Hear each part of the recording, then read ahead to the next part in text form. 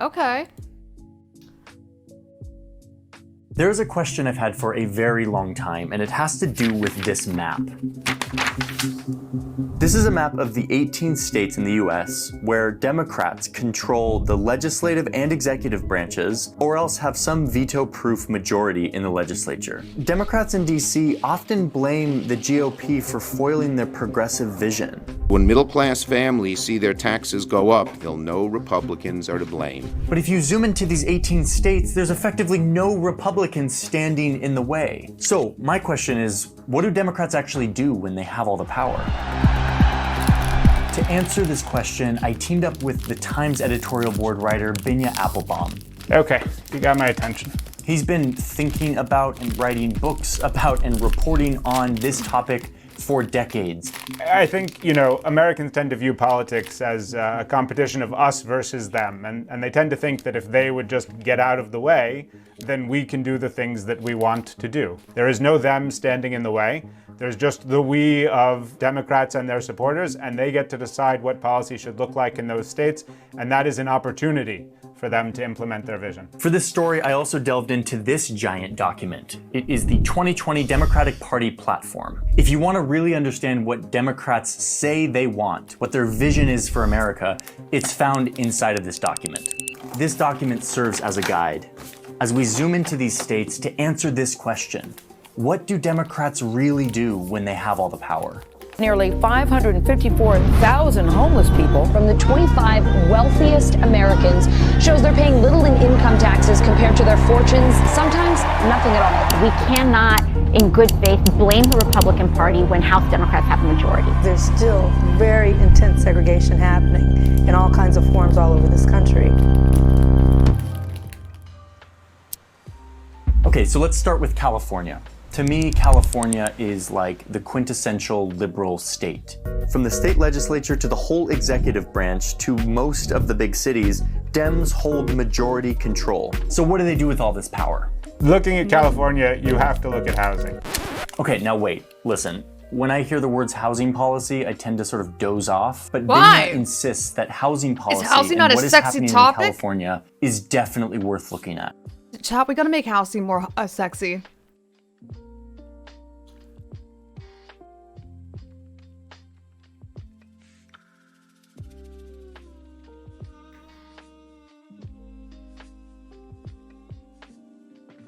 I think housing is sexy. I think socialism is no fun. You would think housing is sexy, wouldn't you? Thank you.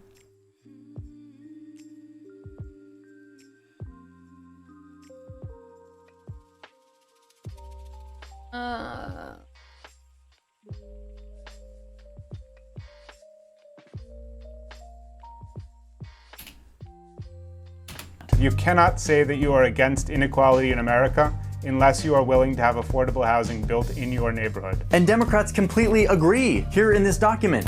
The word housing. Of course, a lot of Democrats do agree that we need affordable housing, just not in my backyard. They don't want to share spaces or community amenities with the less desirable people who would be frequenting outside spaces and live in multifamily housing or public housing. I want to ask, what does this guy think is sexy? Okay, he honestly did not say that. He didn't bring up sex appeal. I just said we. And when I say we, chat, I really am putting the onus on myself.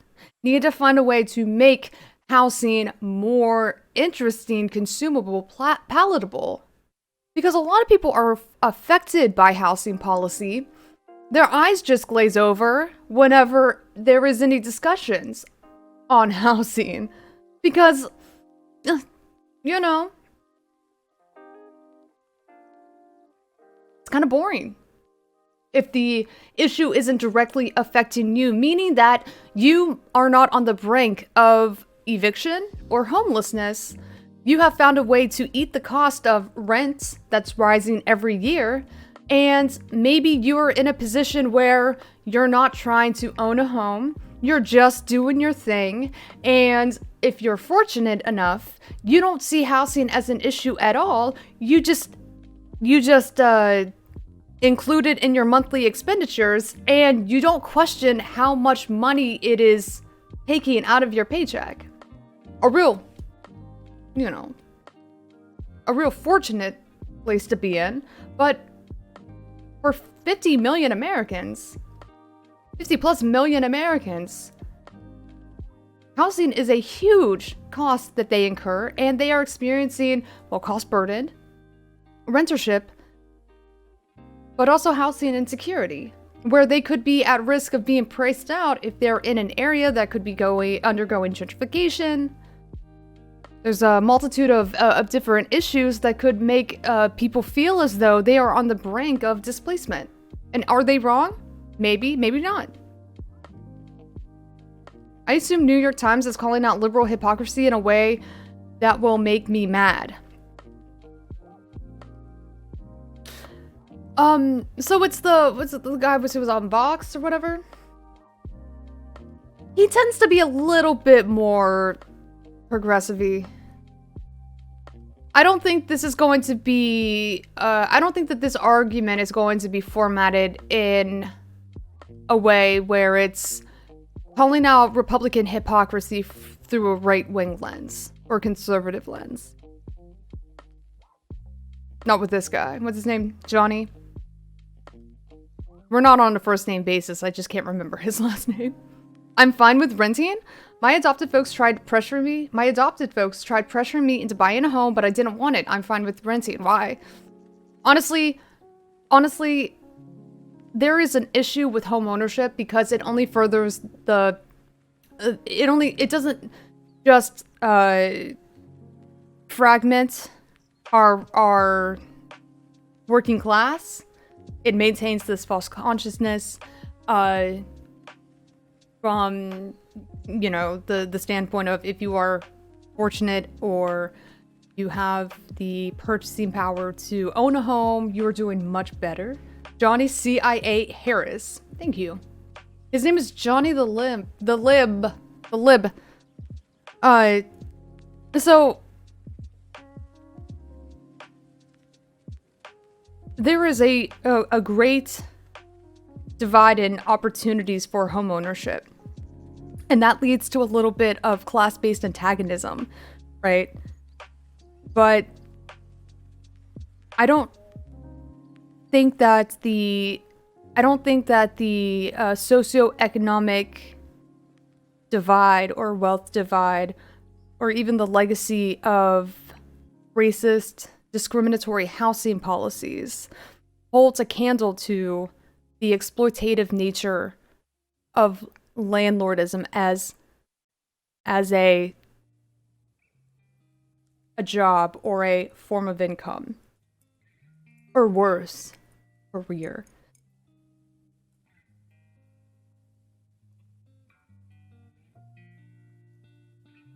Like, I understand that even if we had a fully funded public housing stock, the disparities in our workforce and the legacy of systemic and structural inequality will still be of issue if there is a socioeconomic divide that allows people to still accumulate private property. And that is theft, but not the same kind of theft as, you know, the neo-feudalism that Droid brings up. Which is, you know, becoming more and more normalized. I was watching this earlier, but didn't finish it. Well, you're in luck.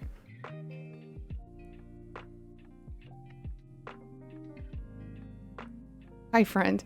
Hi. Is mentioned over 100 times.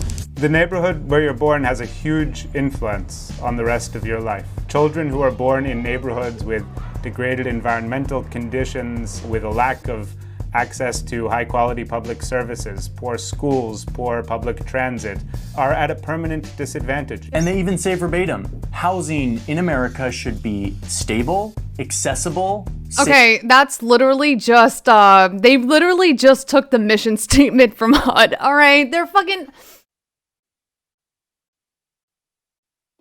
you know, this is just such a pipe dream for the Democrats.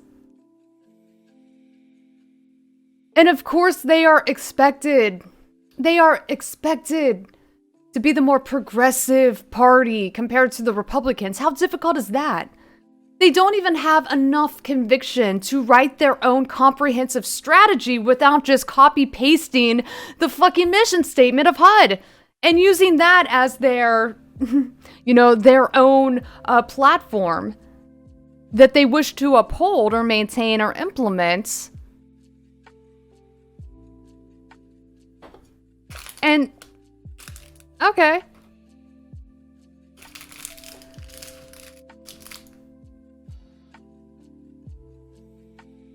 I mean, that's the thing, hedonic treadmill. That's pretty much what it kind of reads as. They just need to pretend like they give a shit, and they don't even bother to come up with their own formulated plan of action. They just co-opt existing philosophies from other failed departments under the executive branch, and that's all we're going to get. It's not like they are planning to actually deliver on their campaign promises or their platform promises. Hey, Amy, I won a game of Apex today. One with 1,500 damage and 2,000 in the other. I wish I knew what that meant, but it sounds like you did well, so congratulations, Real CK3. Yeah, when I hear the word privileged, I just laugh and drive away fast in my BMW.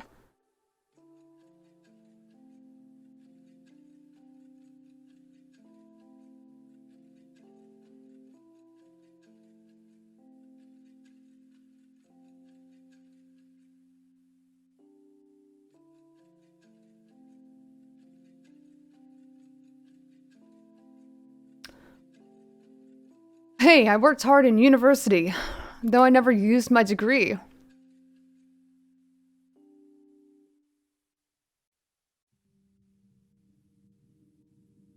I feel like it has to be a bit.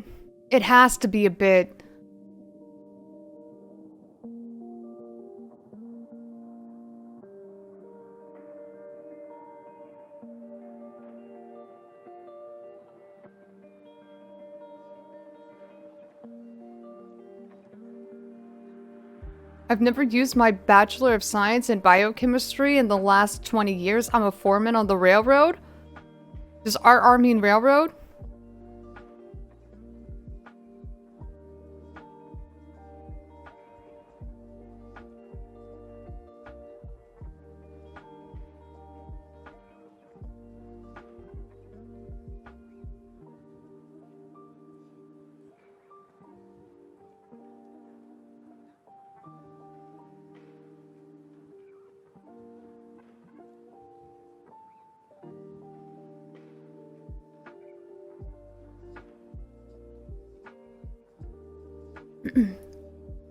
You drive a Prius?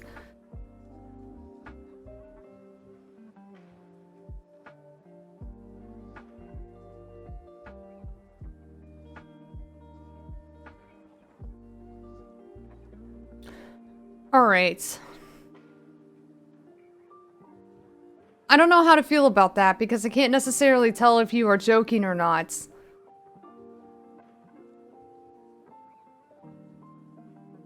And it's really hard to kind of have these discussions with individuals who almost resent employing the word privilege whenever they think I am applying it as a blanket statement to anyone who has nice things. You shouldn't take offense to that first and foremost. And if you are in a position where you have nice things because you hold down a job that allows you to make good money, okay. That's not what a socialist is even advocating against.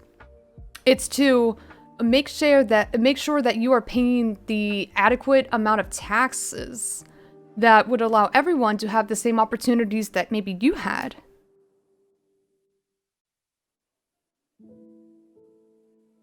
Because we know that we have a real power imbalance, as evidenced by the fact that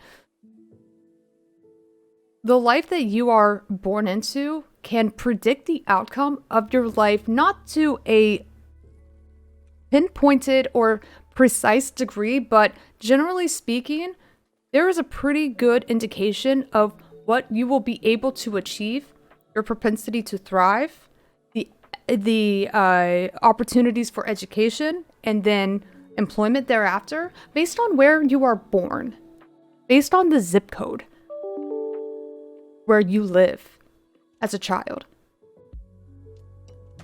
We have those bright, shiny exceptions that are not at all the rule, that a lot of capitalists and politicians look to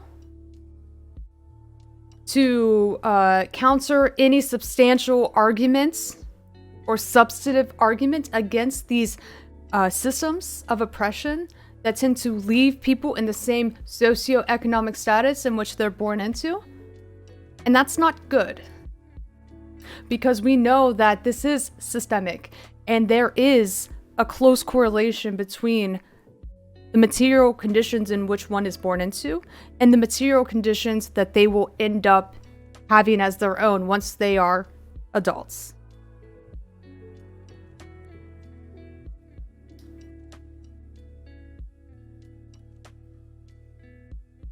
My kids might, though, because I'm sending them to private school.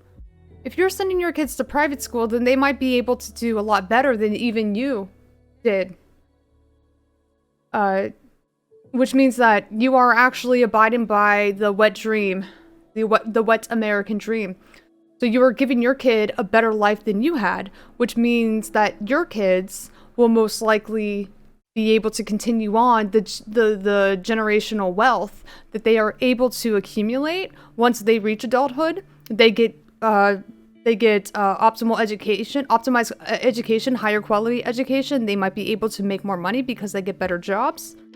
They marry maybe rich, and then those kids, your grandkids, will be much better. Much better postured for the rest of their lives because of the education that you are right now giving your kids. So it is a cycle. It's very cyclical. It's very intergenerational. And if you can realize that your grandkids are going to be better postured than you were whenever you grew up, then I don't know. Imagine that in the opposite direction. Imagine the kids that are born into poverty. And what is with your mods? Just deleted my message. I don't know. Did you say something that maybe is not true? What if it were phrased like this? There are other groups that face systemic structural disadvantages which I didn't face and which we should fight against. Can we agree with that formulation? I didn't say anything silly.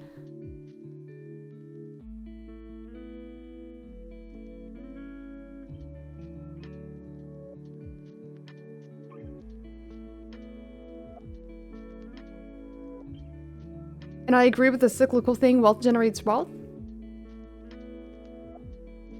They said school becomes a propaganda outlet if private school is banned. Well, that's not true at all. In private school and I think it's the exact opposite, actually. Private school and even charter schools, I would say, are much more propagandized. You don't have to follow a state-mandated curriculum. It's the government. So, what do you think happens whenever you don't have curriculum mandated by the government that doesn't allow for checks and balances or a democratic process to oversee or regulate or make comment on or have a say in the curriculum that is taught in public schools?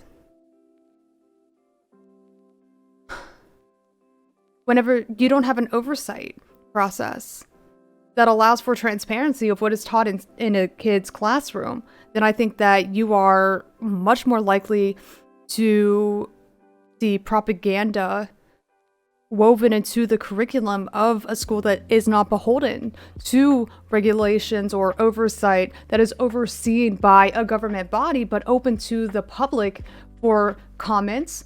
It's transparent. There are ways that you can invoke your political power as a constituent through, the public school system. If there is an issue with some sort of topic or some sort of literature or textbook that might be used in the classroom.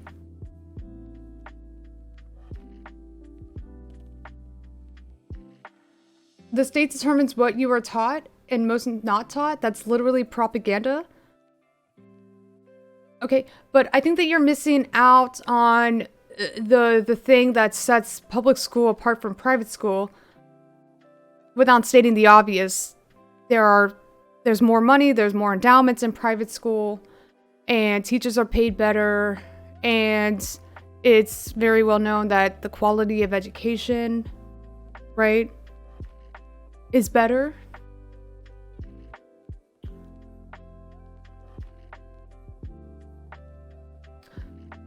But in a public school system, there is a democratic process and there is transparency in the curriculum that a constituent, a parent, can challenge, can appeal, and can demand a public forum and, like an open seat public forum to discuss the curriculum.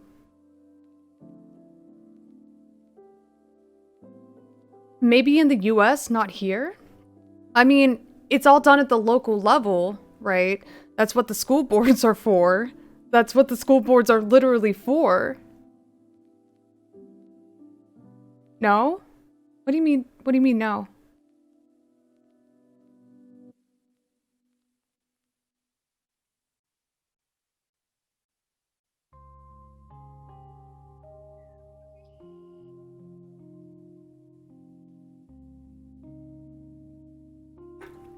I'm talking about the democratic process from which you have a say. I'm talking about the democratic process in which you have a say as a constituent or a concerned parent. That all happens at a local school board meeting. Now,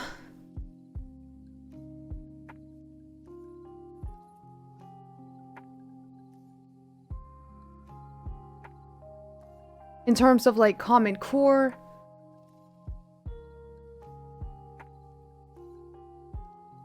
that I think that does happen at a higher administrative level.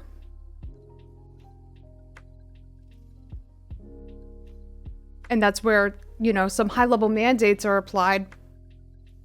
But also at the local level is where you can invoke your political power as an active community member and an active parent that could ultimately lead to changes in curriculum. And that is not an option in private schools.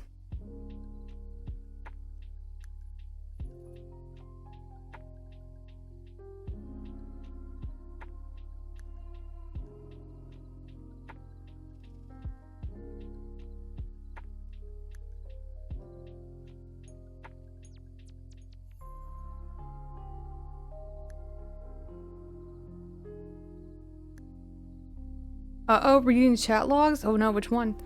It can't be here because if you don't like the private school, you pull your kid out. No foul, no harm, and I save money.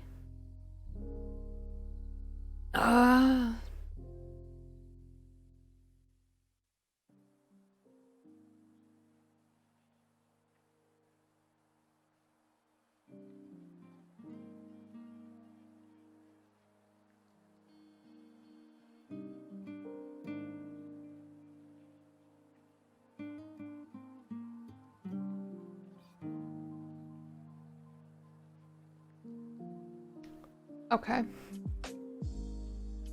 I think that we have lost the plot, and I'm not even sure where you're going with in this argument. Anyway.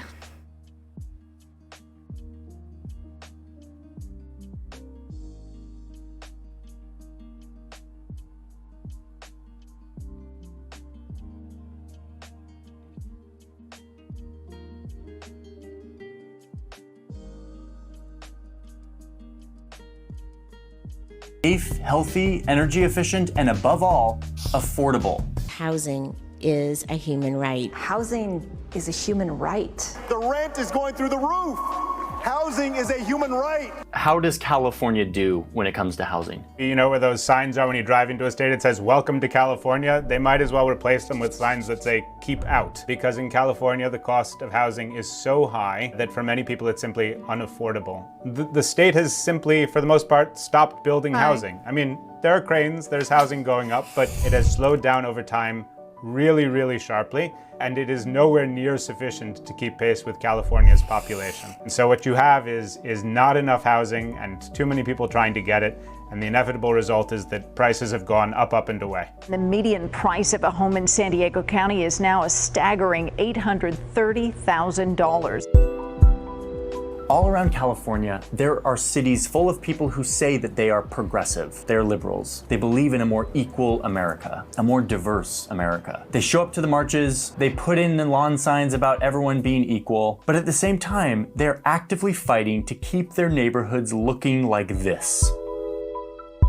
Okay, wait, but that doesn't look so bad. It's just a bunch of houses in a neighborhood, right? No, it turns out that this is actually the result of specific policies, intentional policies that keeps these neighborhoods spread out and full of single-family homes, as opposed to higher density buildings like— This part of the video made me maul. The rundown on NIMBY rhetoric may as well have been recorded at last night's council meeting. Complexes or apartment complexes. This is a real, serious fight, and you can get a glimpse into it by looking at a zoning map. Yes, we're looking at a municipal zoning map of Palo Alto, California. Don't leave yet. This is really where it sinks in, so just stick around. So everything on this map I'm like, go on. is zoned Yes. for single-family homes, like this and this. Yes. One family can live here. But here in Palo Alto, there are a lot of new jobs. This is a desirable place to live for new opportunities. Over the past 8 years, the San Francisco area has added 676,000 jobs, but only 176,000 housing units. So a few years ago, the city council voted to change the zoning of one section of the city right here. Specifically this 2-acre plot of land. They wanted to change it from low density housing to higher density housing so that they could build a 60-unit affordable housing complex for elderly members of the community. Okay, so they changed the zoning. Start building the 60-unit complex. No, the overwhelmingly liberal residents of Palo Alto decided to hold a vote to overturn the decision, to revert it back to low-density, single-family housing, back to yellow. And it passed. And the zoning was overturned. So now when you go to this plot of land, instead of an affordable housing complex for the elderly, what you're gonna see is this. A row of just a few houses, all of them massive and worth around $5 million each. I think people aren't living their values. You go to these meetings what was in the these neighborhoods where zone? they're talking about a new— Probably R1 single family residential. How stacked was that vote? Okay, here's another thing. And the reason why this is so difficult, the reason why you have to just use your authority to make big, bold, sweeping decisions. If you're trying to literally, in a sea of single-family housing units, build a 60-unit apartment complex or an affordable housing complex for the elderly or the senior or the aging population, even though it's, I feel like there's an additional shade of cruel there, to deny the elderly aging population the opportunity to stay aged in place.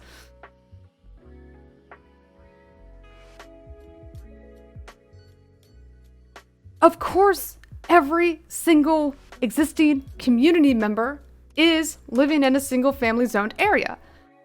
And they have leaned into this trope that any shift in the demographic makeup or diversity in housing stock can somehow have an effect on their own value of their home or their land, which is not necessarily true at all. Doesn't matter. They can still use that whenever they actively fight back against any changes in their own area that requires an upzone.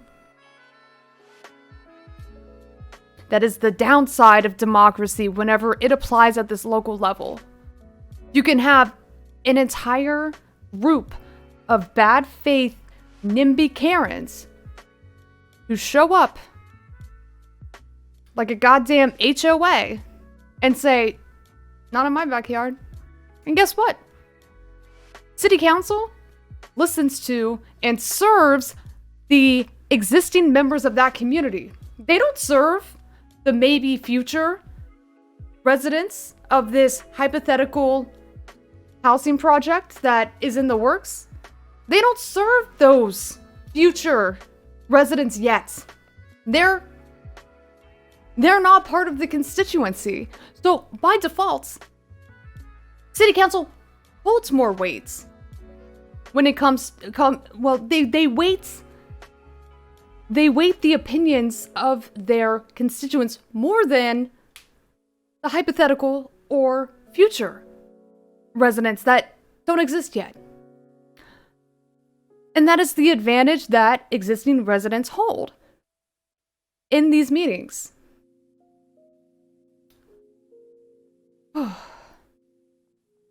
Which is why, going back to the more authoritative position that you can have if you are in City Council, is just change the zoning ordinance altogether.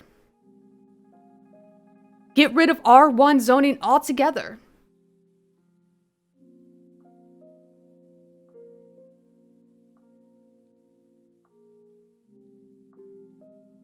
I mean, even then, you still have this power imbalance between the new,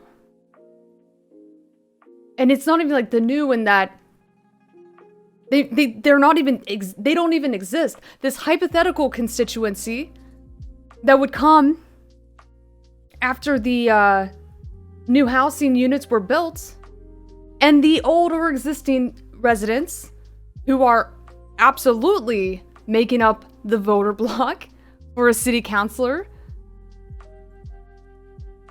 And you can still see that pushback, even if there is no need to upzone an area that is only zoned for single-family residentials. But it would make it a lot easier, I would go so far to say, to just rezone an area completely that maybe does not require the same public, there would still need to be a public forum open for public comments, but it might help put some of these assholes in check. If you say with your chest, I am the city council member, and I am saying that this area is no longer just zoned for single-family residentials. I am going to implement a mixed-use, mixed-dwelling zone that is now going to replace this single-family zone. So you can't even say that this area is not zoned for this type of building. It is.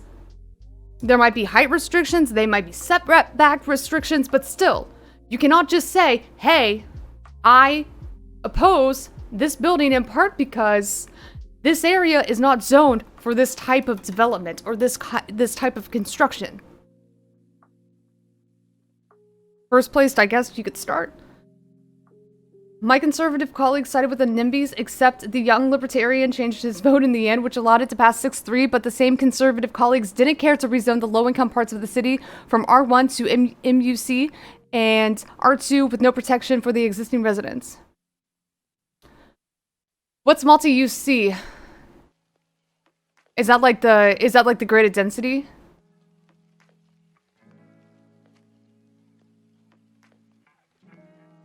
I wonder what the actual typical impact of the new multifamily housing is on the surrounding single-family zone. There's no. Unless we're talking about Mixed use, sorry. I said multi-use. My bad. Mixed use commercial. Laws for higher density. Okay. That makes sense.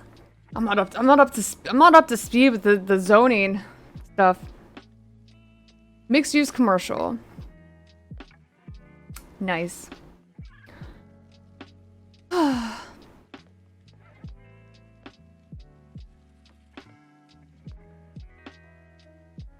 A lot of the appraisal,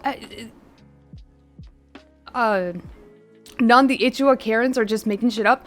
I would like to come face to face with a licensed appraiser who devalues a home if it's sitting next to a brand new spanking multifamily housing complex.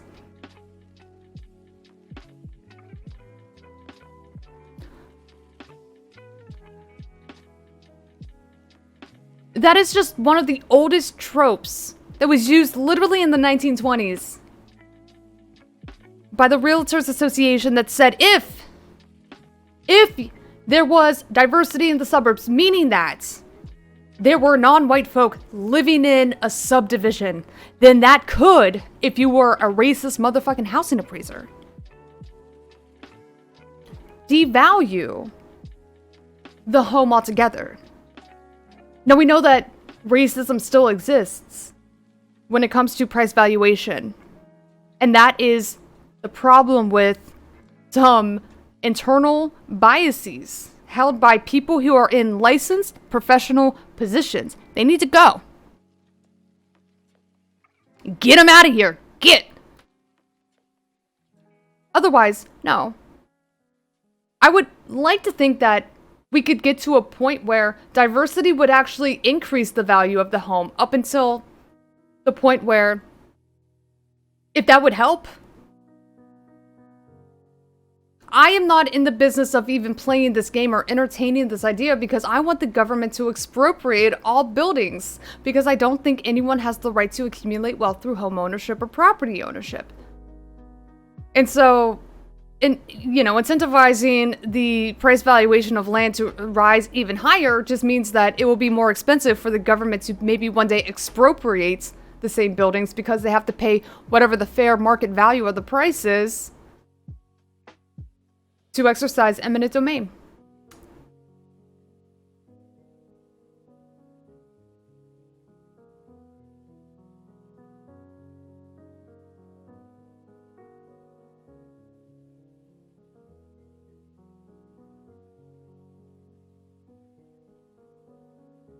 Boy.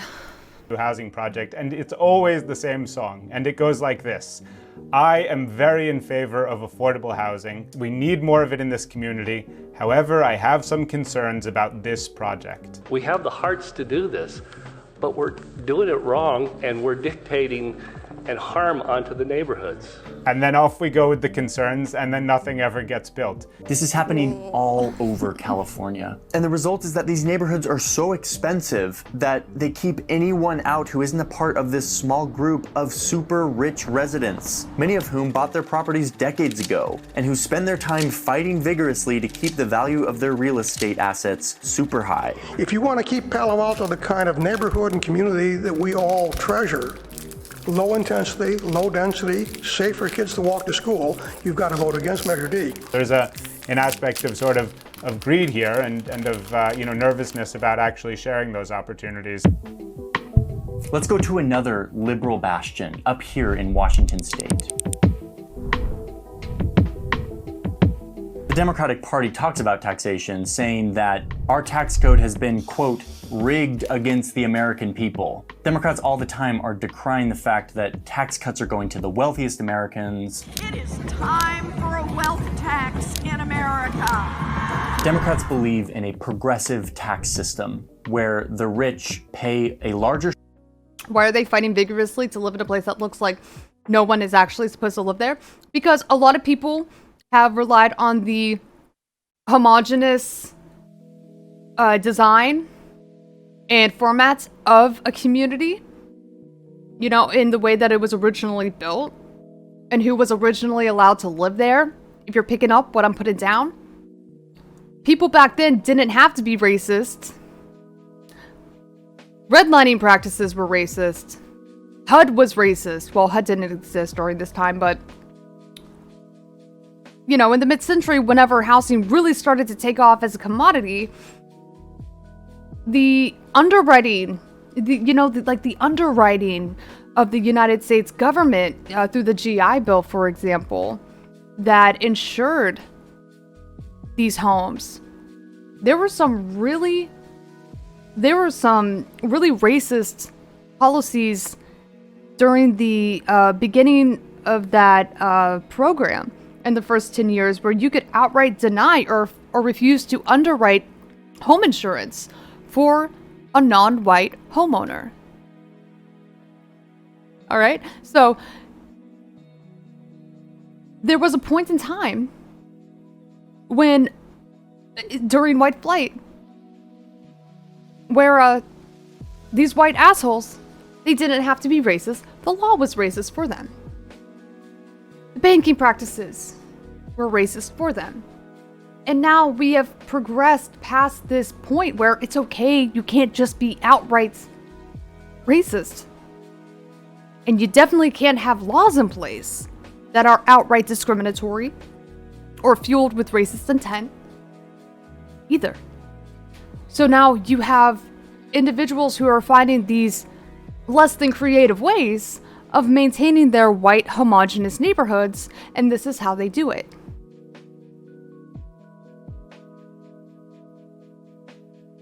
By fighting for the neighborhood culture. By sharing their concern that there could be some sort of impact on the resale value if they did try to sell one day.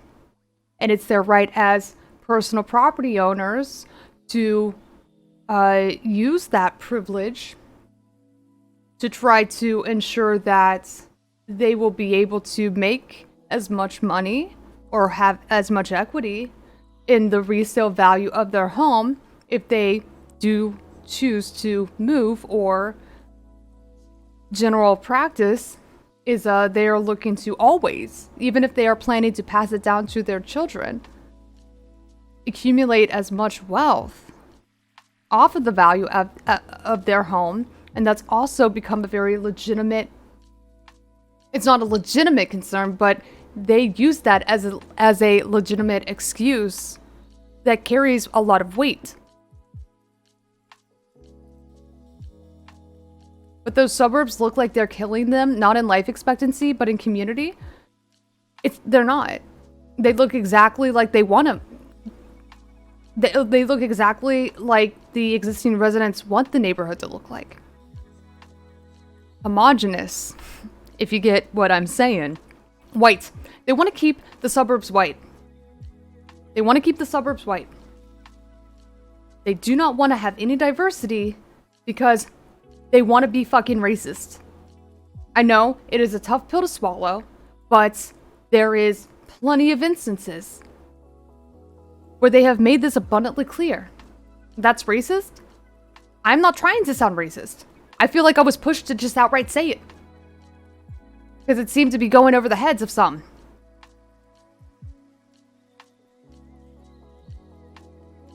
Share of their income than the poor. This is like the most basic policy vision of like a progressive movement. It's front and center in Democrats' policy platform. But if you go and look at Washington State, what you find is that in Washington State, if you look at the state and local taxes that people pay there, less affluent families pay a much larger share of their income in taxes than the wealthiest residents of Washington State. So people like Bill Gates and Jeff Bezos, two of the state's most famous and wealthy residents, are in this lovely situation of paying less in taxes as a share of their income than the poor people who live in that same state. And this is a fundamental inversion of the values that the Democratic Party professes. There's no state with a more regressive system of taxation than Washington State. And I'm talking like the most regressive, meaning Texas, which is like the conservative bastion of like anti-taxes, is more progressive than Washington State, liberal Washington State. How is that real? Oh, and guess what? Other states on our map also are in the top 10 of most regressive tax regimes, like Nevada and Illinois. There have been some changes, particularly in recent years, but the overall situation remains resistant to change.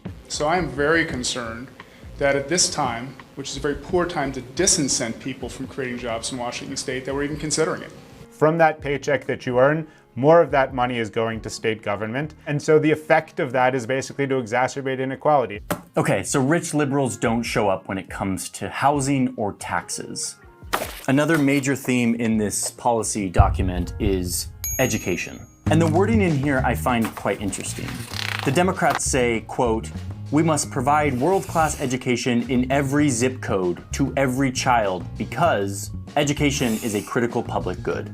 They use this word zip code to represent the fact that in America, schools get their funding based on the real estate taxes of the houses within that school district. The more expensive the neighborhood, the more funding goes to the school. So over here in Illinois, which is like the quintessential liberal state, there's this one county that contains the city of Chicago. It's called Cook County. The residents here voted overwhelmingly for Democratic candidates in the presidential and senatorial elections last year. Often what would happen is that this would just be one big school district and that all the taxes from all the towns in this county would be put into one bucket and distributed equally throughout the county. But the residents of this very blue Democratic county have actually decided to divide themselves into more than 140 school districts. So now you have all these tiny school districts like this one, which are like gerrymandered around the richest part of town. And so all of the taxes from these rich homeowners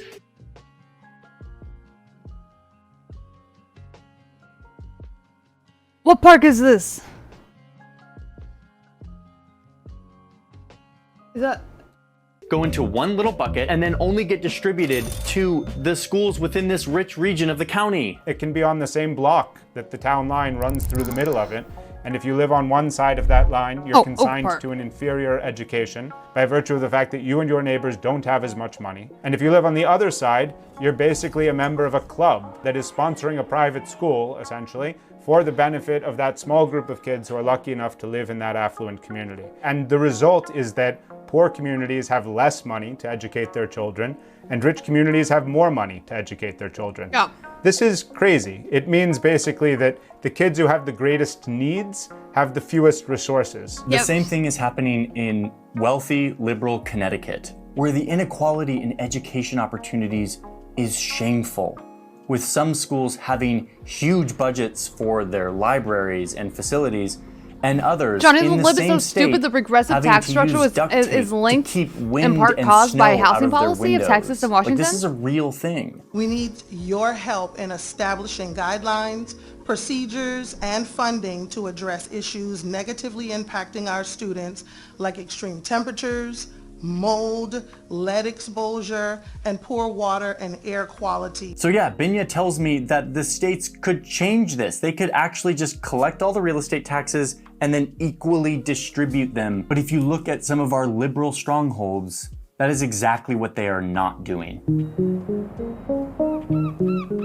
Let me be clear about something. In blue states, progress is being made, albeit slowly. For instance, a few weeks ago, California finally passed a law that gets rid of single-family zoning. It's a small step in the right direction, and in many cases, blue states provide more and better public services, and historically have given better chances to low-income families to climb the economic ladder. But for some of these foundational democratic values of housing equality, progressive taxation, and education equality, Democrats don't.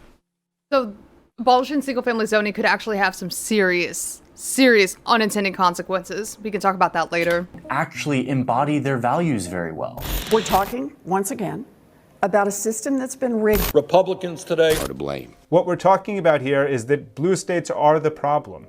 Blue states are where the housing crisis is located. Blue states are where the disparities in education funding are the most dramatic. Blue states are the places where tens of thousands of homeless people are living on the streets. Blue states are the places where economic inequality is increasing most quickly in this country. This is not a problem of not doing well enough. It is a situation where the blue states are the problem. Affluent liberals tend to be really good at showing up. That's not true, I'm sorry. That's not true. Do you think the political dynamics change in a blue state as opposed to a red state? You still have big corporate interests and lobby power that is funneling money into misinformation campaigns and is emboldening some of the worst political actors leaning into the worst instincts to activate them and get them to the voting booth. Think about Proposition 21 that did not pass in California. That is a rent control bill. Why did the rent control bill in California not pass? Well, because the big corporate real estate lobbies, they got into the ear of the homeowners and they told them that if rent control passes, this could hurt you as a homeowner. And guess what? They showed up in droves and voted against Proposition 21. Easy. So capitalist interests that infiltrate our political process might even have a bigger presence in democratic states because, albeit only marginally better, they're still better and looking to offer some semblance of relief in the form of legislative progress. Calling blue states the problem seems like an oversimplification. Yes, I think that's true. To the marches and talking about how they love equality. They're really good at putting signs in their lawns saying that all are welcome here. But by their actions, what they're actually saying is, yes, we believe in these ideals, just not in my backyard. We are not living our values. People who live in blue states, people who profess liberal values, you need to look in the mirror and need to understand that they are not taking the actions that are consistent with those values, not just incidentally, not just in small areas, but that some of the most important policy choices. We are denying people the opportunity to prosper and to thrive and to build better lives, and it is happening in places where Democrats control the levers of policy. It's almost as if even from a social standpoint, if you are a liberal, you are still beholden to the throes of capitalism. And if any policy could potentially stand in the way of your own money-making endeavors or your own material status, especially if your informed decision-making process rests on the misinformation from the bigger lobby groups or powers that want to absolutely maintain their hegemonic control in a given state, then yeah, even if you are one of those hippy-dippy libbies and you lack class consciousness, you will be voting against measures to offer affordable housing in your backyard. You will be voting to reinstitute the criminalization of the homeless in public spaces like they did in Austin, Texas. So, like, let's be honest. If you are pushing no further than liberalism, this is kind of what you get too.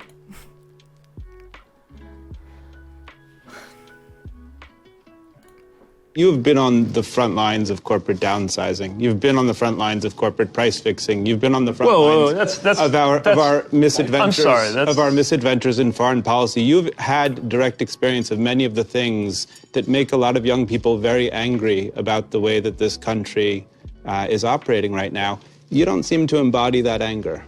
So the proposition that I've been on front lines of corporate price fixing is just to get that out of the way. You worked for a company that was fixing bread prices. No. I worked for a consulting company that had a client that may have been involved in fixing, or was apparently in a scandal. I was not aware of the Canadian bread pricing scandal until last night.